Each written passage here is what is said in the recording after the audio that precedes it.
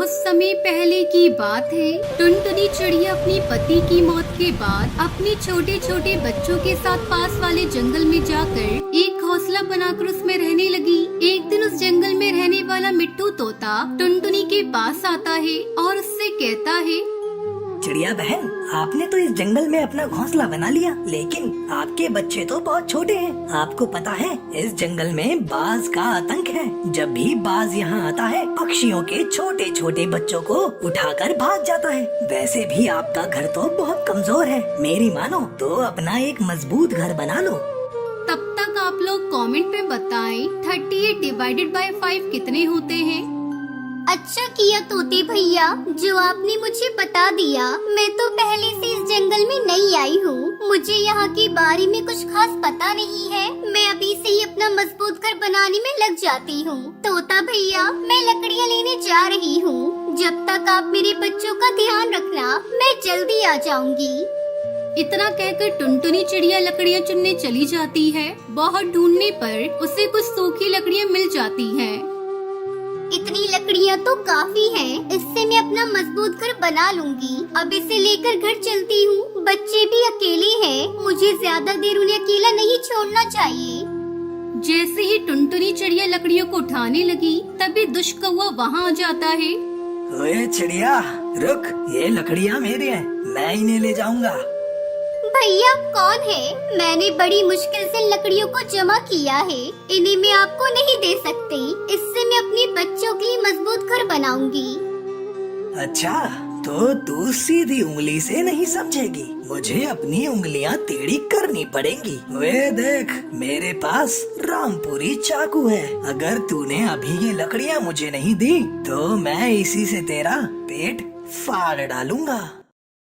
नहीं नहीं भैया ऐसा मत करना, मेरे छोटे छोटे बच्चे हैं। ले जाओ ये लकड़ियाँ, मैं अपना दूसरा इंतजाम कर लूंगी।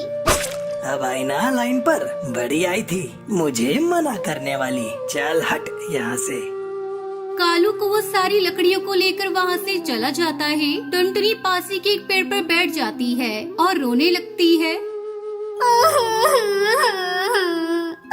अब मैं क्या करूं? अपने बच्चों की रक्षा कैसे करूं? जालिम बाज आज मेरे बच्चों को कहीं उठाकर ले न जाए। हे भगवान मेरे बच्चों की रक्षा करना। टुनटुनी के आंसू उस पेड़ के नीचे तपस्या कर रहे साधु बाबा पर गिरते हैं। अरे ये चिड़िया क्यों रो रही है? क्या बात है? मुझे इससे पूछना होगा। चिड़िया रानी, ओ चिड़िया, नीचे आओ और अपने रोने का कारण मुझे बताओ।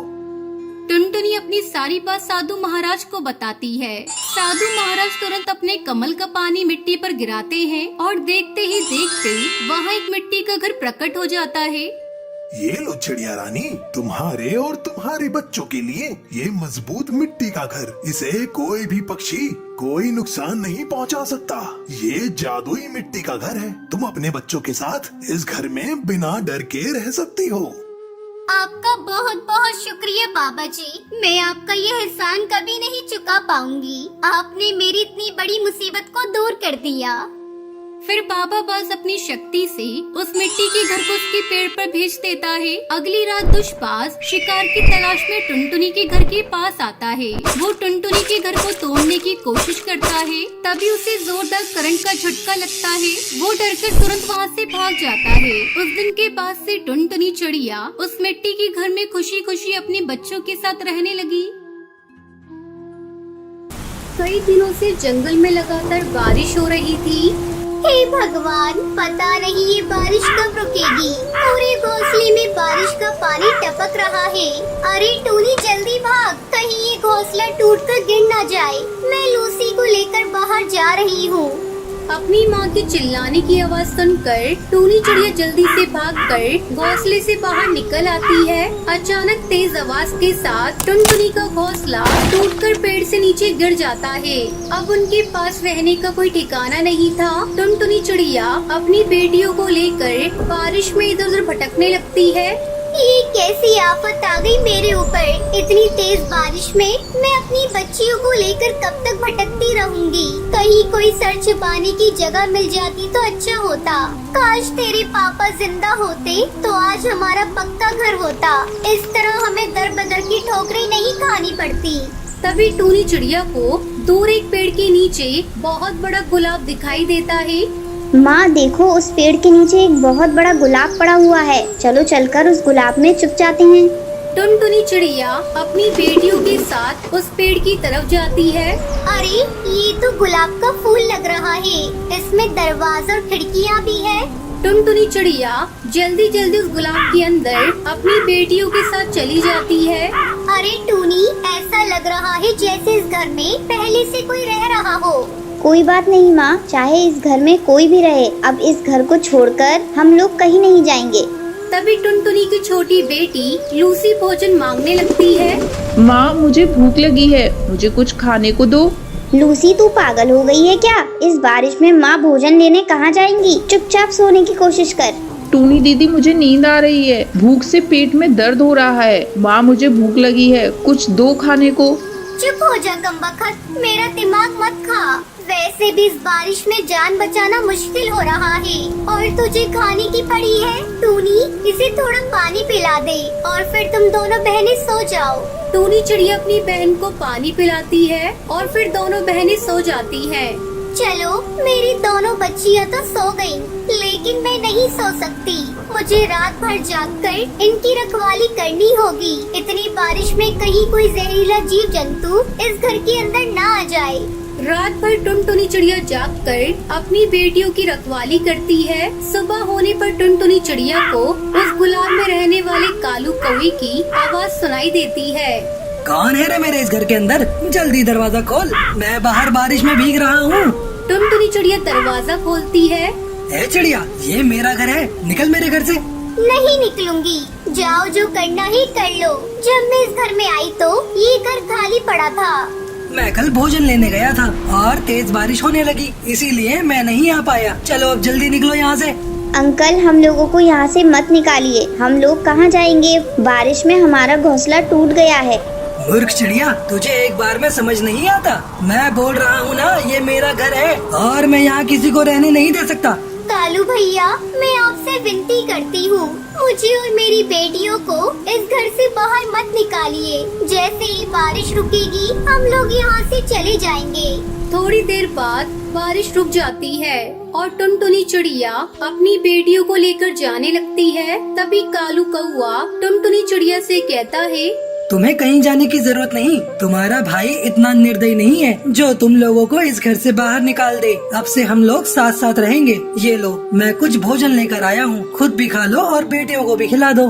कालू कौवा टुनटुनी चिड़िया को अपनी बहन बना लेता है और फिर सभी उस गुलाब के घर में खुशी खुशी रहने लगते हैं। हिमाचल के एक छोटे से जंगल में कालू कौवा अपनी माँ सुंदरी कौवी के साथ रहता था। कुछ दिनों पहले उसकी शादी शहर की एक चिड़िया टुनटुनी से होती है। शादी से पहले टुनटुनी चिड़िया ने अपने पति और ससुराल को लेकर कई सपने देखे थे, पर ससुराल आते ही टुनटुनी चिड़िया के सारे सपने बिखर गए। शादी के अगले ही दिन टुनटुनी चिड़िया की सास उसके पास आती है। बहू, आज तुम्हारी पहली रसोई है, जा जाकर किचन में कुछ मीठा बना ले। तब तक मैं और कालू तैयार होकर आते हैं। टुनटुनी चिड़िया किचन में जाती है। अरे ये क्या? यहाँ तो मिट्टी का चूल्हा है, गैस स्टोव तो है ही नहीं। मुझे तो मिट्टी के चूल्हे पर भोजन बनाना आता ही नहीं। ओ माँ जी, जल्दी यहाँ आइए। क्या हुआ बहू, तूने इतनी जल्दी मीठा बना लिया? नहीं माँ जी, अभी कहाँ कुछ बनाया है। तो फिर चिल्ला क्यों रही हो? वो माँ जी, यहाँ गैस का चूल्हा तो है ही नहीं, मिट्टी का चूल्हा है। तो क्या हुआ बहू, हमारे घर इसी चूल्हे पर भोजन बनता है। तू इसे जला और जल्दी से कुछ मीठा बना ले। लेकिन माँ जी, मुझसे इस मिट्टी के चूल्हे पर कुछ भी नहीं बनने वाला।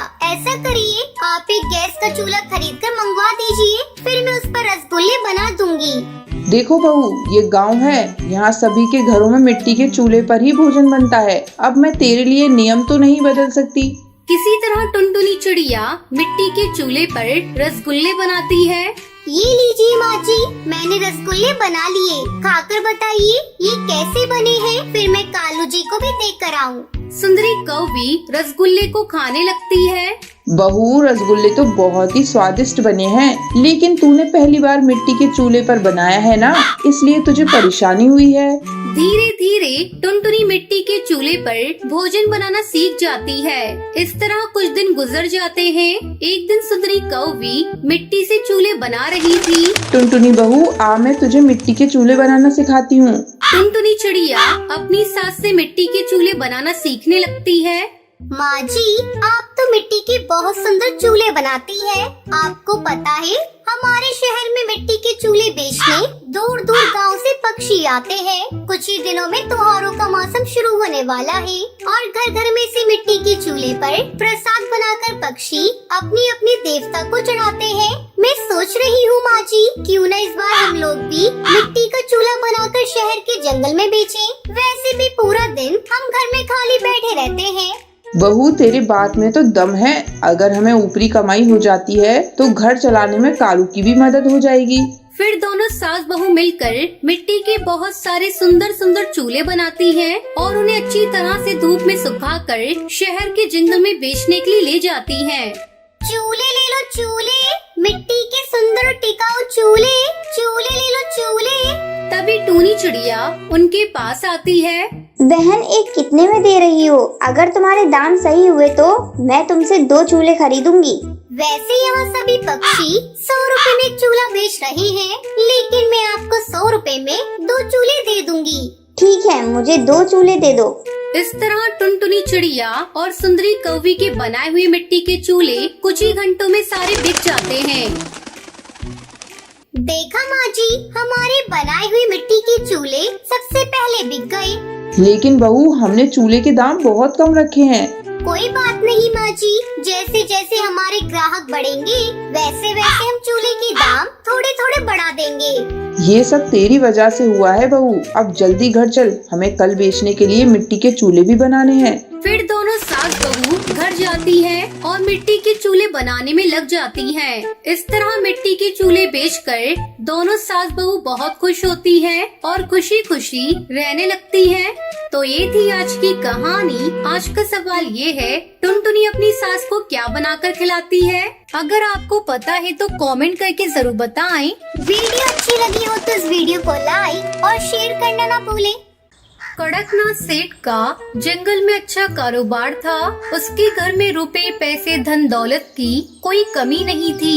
कड़कनाथ सेठ आजकल अपने इकलौते बेटे कालू कौवे के लिए एक सुंदर सी चिड़िया ढूंढ रहा था।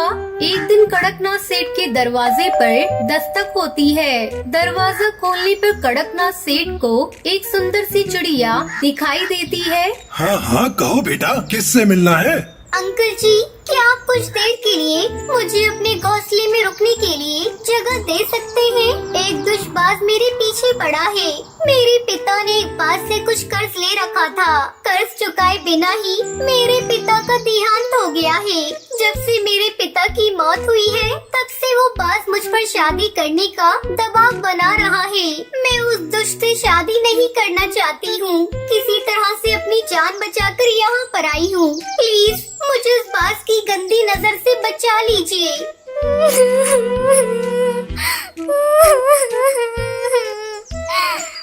इतना कहकर टुनटुनी चिड़िया फूट फूट कर रोने लगती है।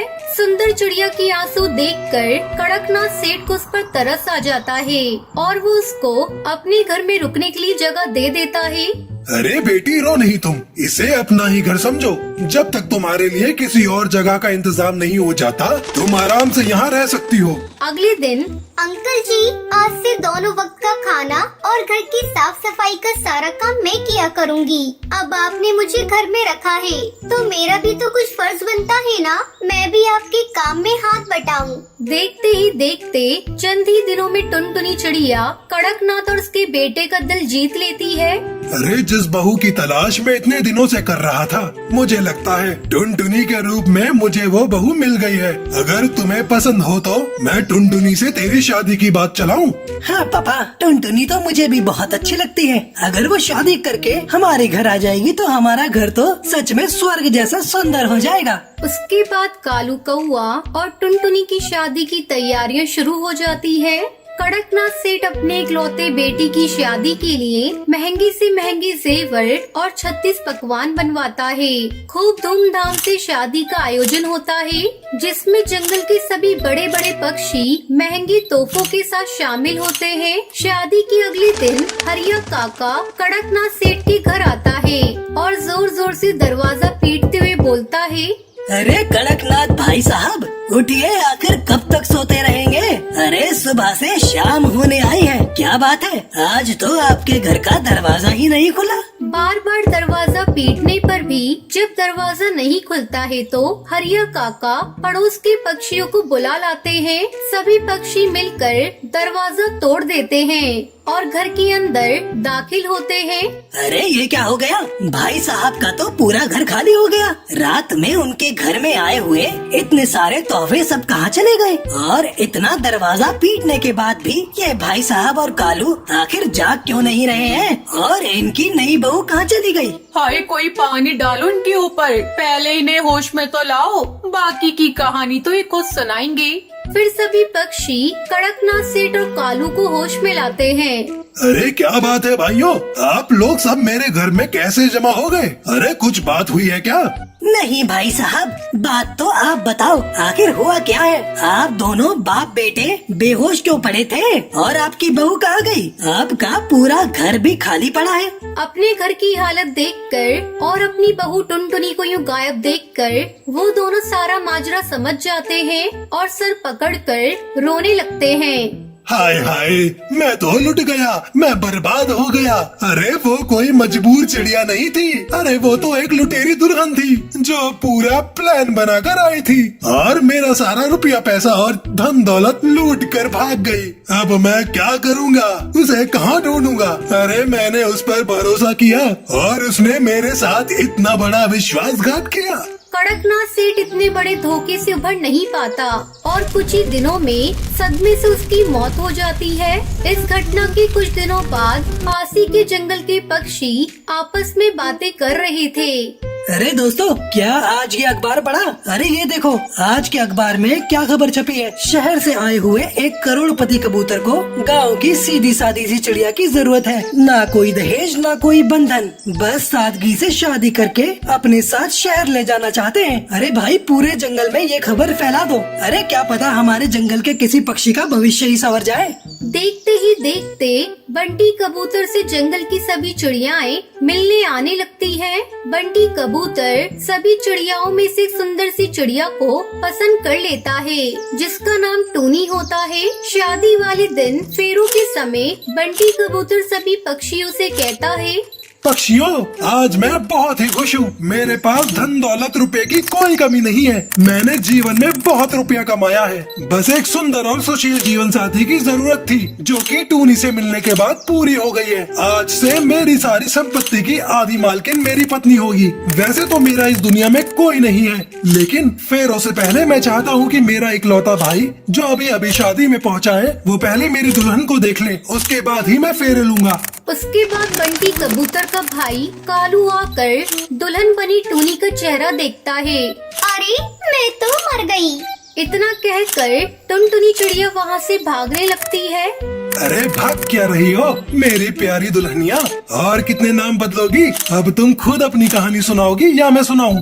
उसके बाद बंटी कबूतर सभी पक्षियों को टुनटुनी के बारे में बताता है। पक्षियों, ये जो दुल्हन टूनी है, इसका नाम कोई टूनी वूनी नहीं है। यह एक लुटेरी दुल्हन है जो अमीर और पैसे वाले पक्षियों को पहले ढूंढती है और फिर उनसे शादी करने का ढोंग रचाती है। उसके बाद शादी की रात को पूरे परिवार को बेहोशी की दवा खिलाकर सारा रुपया और पैसा लेकर वहाँ से रफू चक्कर हो जाती है। इस लुटेरी दुल्हन ने मेरे बचपन के दोस्त कालू कौए को भी ऐसे ही फंसाया था, जिसके कारण उसके पिता इस दुनिया को छोड़कर चले गए। बस तभी से मैंने इस लुटेरी दुल्हन को पकड़ने का निश्चय किया और अखबार में एक विज्ञापन निकाला। मैं जानता था कि ये जरूर मुझसे शादी करने के लिए आएगी। बस इस तरह मैंने योजना बनाई और इस लुटेरी दुल्हन को सबके सामने ले आया। बंटी कबूतर की बात सुनकर सभी पक्षी उस लुटेरी दुल्हन को पुलिस के हवाले कर देते हैं। बाद में कालू को उसके घर से अपना लूटा हुआ रुपया और जेवर भी वापस मिल जाता है। फिर वो अपने दोस्त बंटी कबूतर के साथ खुशी खुशी रहने लगता है।